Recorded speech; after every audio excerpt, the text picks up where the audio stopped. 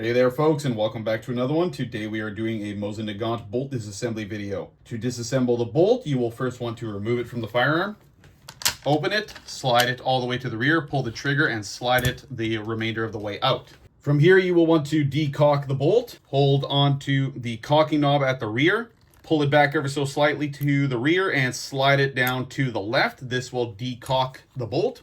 From here, your little sidebar and your bolt head will come apart from the remainder of the bolt. Next, you will want to separate the charging knob from the firing pin and the remainder of the bolt. There are multiple methods to separate these parts. Be mindful if you decide to remove it from the firing pin end, there is a spring with tension inside the bolt. And when you remove it from this end, you do risk that spring causing your firing pin to go flying out if you are not holding it properly. And that is why the best and safest method, in my opinion, is to simply turn the bolt vertically, push down on your bolt handle.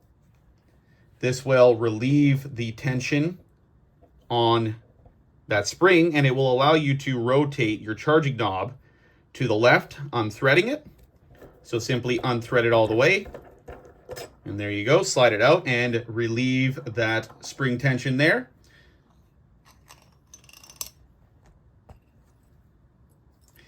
From here, you can remove the spring from the firing pin and the remainder of the bolt. And that is all for your disassembly on the Mosin Nagant bolt. Now I will begin reassembling the bolt. For those of you that were here simply learning how to disassemble the bolt, you may now click off of the video. To reassemble the bolt, you will grab your bolt body. Right here on the end with the cutout for your locking lug on the guide rod, you will want to slide in your spring into this hole, as well as your firing pin. Thread side down, rotate the bolt and push down like you did when you were disassembling the bolt. Slide on your cocking knob and thread it into place. You will want to ensure that your firing pin is flush with the end of your cocking knob.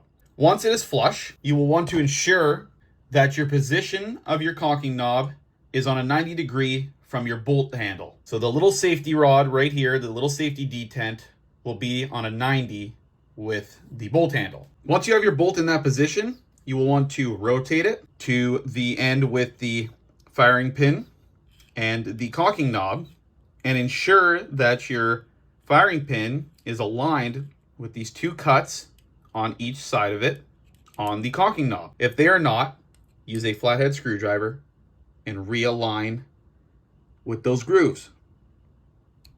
Just like that. Now this puts your firing pin in the right position for the remainder of the reassembly process. Next, you will get your guide rod and your bolt head. On your bolt head, it will have this cutout along the edge, as well as this little detent on the guide rod. You will want to line up that groove with that little cutout, like so, and slide it on to the guide rod.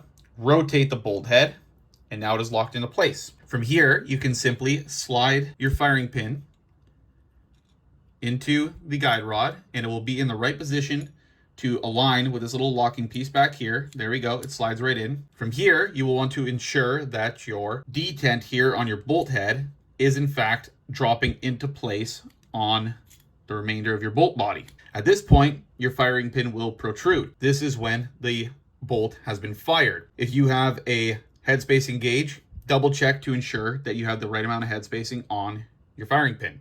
From here, you will then want to cock the bolt. Make sure that your bolt is on a 45-degree angle facing downward to prevent the guide rod from simply sliding off with the bolt head, because you'll get quite annoyed.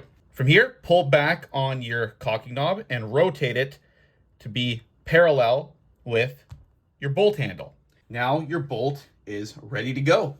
Once it has been fully reassembled, get your firearm, line it up, pull the trigger on the firearm, and slide your bolt into the firearm.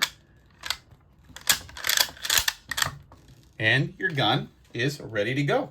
Alrighty folks, that is all for the disassembly process on the Mosin Nagant bolt. For those of you who found this video helpful, consider hitting that like button down below and leave any comments if you have any questions. And please consider hitting that subscribe button because it would really show your support for my channel. You all have a good one and take care.